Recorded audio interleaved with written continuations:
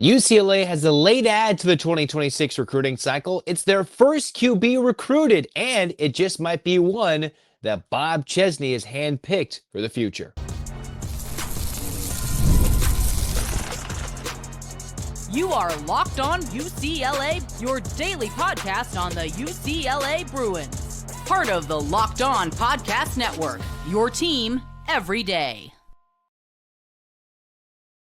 Welcome, everybody, to this edition of the Locked On UCLA podcast. I'm your host, Zach Anderson-Yoxer. Thanks for making this show your first listen each and every day. It's free wherever it's your podcast, and it's available on YouTube. Like, comment, subscribe, download. Thanks for your support. Welcome back, everydayers. What we're talking about is the late add to UCLA's recruiting class that gets them inside the top 100 after they were at the end of early signing day part one. The Bruins have signed DJ Bordeaux, and you're like, have I ever heard that name before? Maybe to most of us, we have not. He's a three-star quarterback that has bounced around during his high school career between two states. I think the most interesting thing to talk about with DJ Bordeaux is one, despite his career starting at the state of Colorado, going to two schools in Georgia, and then finishing off his career in Colorado, as he's another dual threat QB. This is what 24/7 Sports has to say about DJ Bordeaux. Had 44 games played, has over 800 pass attempts, 8,000 plus yards through the air at four different high schools, and his last couple of years in high school, double-digit yards per carry in the high school level at over 120 carries, and the potential to be a multi-year starter at the Power 4 level. That is Hudson Standish's most recent evaluation just a couple days ago. Some might compare him to a Charlie Brewer of the Utah Utes. So whatever you see, maybe high upside, maybe not. But the Bruins didn't have a quarterback this cycle. They were looking at, hey, we need a quarterback in the future to stockpile the room, add some depth. And the thing I don't like necessarily is generally a journeyman high school quarterback. We see that a lot at the college level. And to be quite honest, I don't really have the full picture as to why he would have bounced around as much in DJ Bordeaux. He, in 2022, attended Highlands Ranch in Colorado, then went to Alpharetta, Georgia, then Douglasville in Georgia, and then came back to Colorado and was in Parker, Colorado. Okay, so there's a bouncing around two different states, various parts of the country, and four different high schools. That always is a unique thing when you're trying to recruit a kid that's played at four separate high schools over 4 years. And then to get the academics to come to UCLA, well, that's a whole nother story. And this is more of a newer thing that UCLA just kind of snuck in there, just announced it. I was like, wait, how come I haven't seen this anywhere? The more intriguing part is his recruitment. For the likes of the one-time Boston College commit, right? DJ Bordeaux committed to Boston College in April. All right, he committed to in April early this year. Actually made a visit out to BC in early June. Okay. And then all of a sudden, what was kind of quiet on the Bordeaux recruiting trail was in mid-November, on November 16th, you had James Madison offering DJ Bordeaux. You're like, wait. That's where Bob Chesney's at, right? Yes, Bob Chesney's James Madison Dukes, their recruiting staff offered Bordeaux. And oh, by the way, he was still a Boston College commit. The day after that James Madison offer, he decommitted from Boston College. Now, that didn't exactly lead to a commitment. But here's the fascinating thing. UCLA has apparently had this Bob Chesney recruiting in the works for a minute. About a couple of weeks ago, if you read the early article from ESPN's Pete Thamel about what UCLA has been doing, trying to interview and react, well, some of which might be trying to build James Madison for the future. But now that this is pretty much officially official, now that James Madison has already hired a new coach in Billy Napier, the one-time Florida head man, he's probably recruiting and using some of those East Coast ties, right? You're like, oh, well, when Bordeaux was in Georgia, that's probably when James Madison had a good look at Bordeaux as a QB, even though he went back to Colorado for his senior year. So the fact that UCLA gets an offer and a commitment and a signing here in early December during this 3-day early signing day period means the Bruins have a QB with dual threat ability, one that could kind of keep the system going if UCLA is going to run with Nico. And for all intents and purposes, generally you want to keep a depth of quarterbacks. The Bruins had way too many quarterbacks earlier this year. Nico came in, and that meant at least, 3 or 4 quarterbacks left, including Joey Aguilar, to Tennessee? Well, Nico and his brother are a package deal. So if Nico leaves, then that means Madden's probably gone. Even if Nico stays and you keep a Luke Duncan, you keep a Madden Imaleava, you would like a 2026 quarterback because the Bruins were unable to get anybody until this very day. So the fact that he was being recruited by Chesney just a couple of weeks ago, at least the recruiting staff at James Madison, and that he's pivoting to UCLA and was recruited by a Power 4 team. He was committed to Boston College for a very long time. Interesting, not saying that in any way he's going to supplant Nico. That's not what this is. But it's interesting that obviously Nico could still have another 2 years. Unlikely that he utilizes his 2 years, and if he does, utilizes it at UCLA. But Nico at UCLA in 2026 could be reasonable if Chesney and Nico can find a world where that works, especially with a good O-line in front of him. But this is a Bordeaux guy that is supposedly, again, according to 24/7 Sports, a seasoned signal caller, can layer passes into tight windows and effectively distribute the football. All right, that's added written analysis about this Bordeaux kid. So is he going to start 1 year, 2 years, maybe never? All right.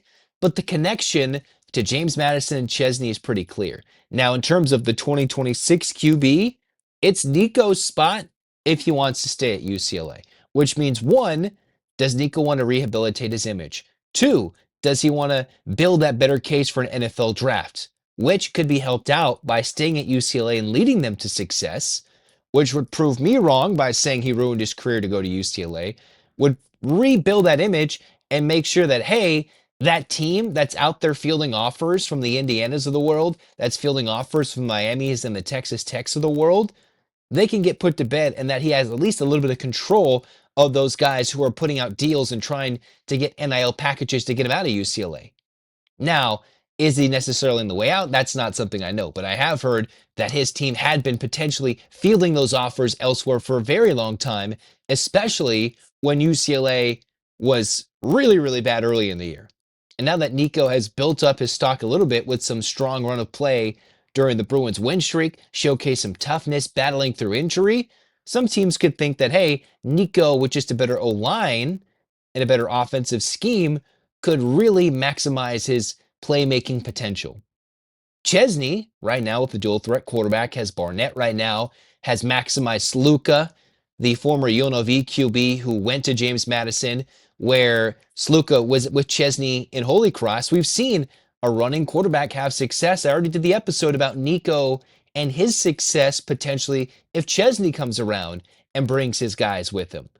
Now, these are the options. You could have Nico at quarterback in 2026. If that doesn't happen, the Bruins could go with the youngster Luke Duncan, who made his first career start against Ohio State. That would be the guy underneath Nico. The Bruins could pivot and look at the redshirt junior Barnett, who could follow Chesney from the Sun Belt, from James Madison to UCLA, or they go elsewhere in the portal.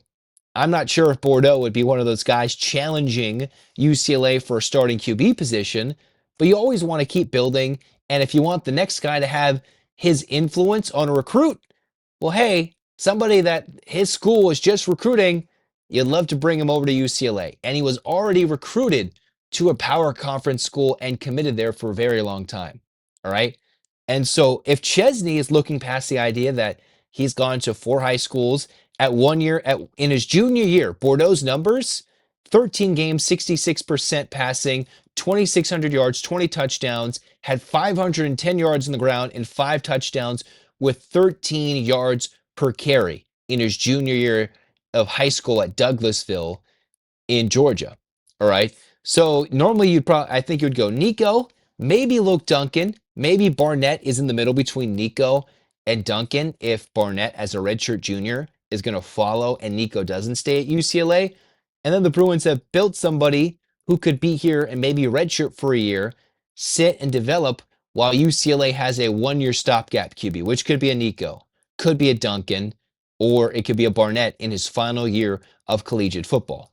But a sneaky ad, UCLA is just inside the top 100. That's not something to be super proud of, considering the Bruins are once in the top 20. But I like the fact that, hey, it's a position that generally you want to recruit every year. With the question marks at QB, you want somebody to have their influence. And Bob Chesney theoretically, with this late signing, has his influence on who could be a future quarterback at UCLA. 99th currently, as of this recording, UCLA's class is at the 24/7 Sports recruiting model. Dual threat QB, just like they're going to transition from with Nico, a dual threat QB, and maybe Barnett, if he follows, could fit that mold too as next year's quarterback. A lot of question marks, a lot of figuring out if Nico's going to stay or not. But for Bob Chesney, he's the guy, and I'm just going to trust him to make the decision. Either keep Nico, tell his team to quit making calls, or can't tell him to be quiet because they ruined the Tennessee situation for Nico so badly. Or he's like, I don't want to deal with this. He's not good enough. I'll bring my guy because I know what he's got and I know his character. Not to question Nico's toughness, but if his team's going to be making those decisions behind him, then you're like, no. We're going to deal with the guy who I already know. All fun questions to think about for the future. The holidays are officially here, which means gift hunting season is on. And if you want something meaningful, personal, and guaranteed to get that reaction, Aura Frames is the gift that delivers every time. It's not just something you wrap, it's a way to share memories. Because Aura isn't just your average picture frame. You can preload the frame with photos before gifting it, so when they plug it in, the memories are already there. No apps to figure out, no setup headaches, just instant smiles. Grandparents, parents, newlyweds, anyone who loves photos is going to love it. Endless pictures and 30-second videos through the Aura app. It's a holiday gift that actually gets used and not forgotten in a drawer. It's not something that the grandparents have to set up. You can set it up and they can enjoy it forever. For a limited time, save on the perfect gift by visiting auraframes.com to get $35 off Aura's best-selling carver mats, named #1 by Wirecutter. Again, that is by using the code COLLEGE at checkout. AURA Frames, or frames.com, promo code college.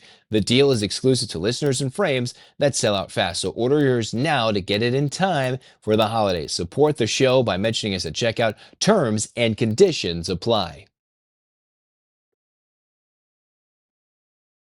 All right, let's celebrate another recruiting win for UCLA. You're getting Bob Chesney's influence already. It looks like just a little bit. Maybe the recruiting team was like, hey, Bob, what you want? Hey, take a look at this guy that I recruited at JMU, and let's at least get him into UCLA if we can.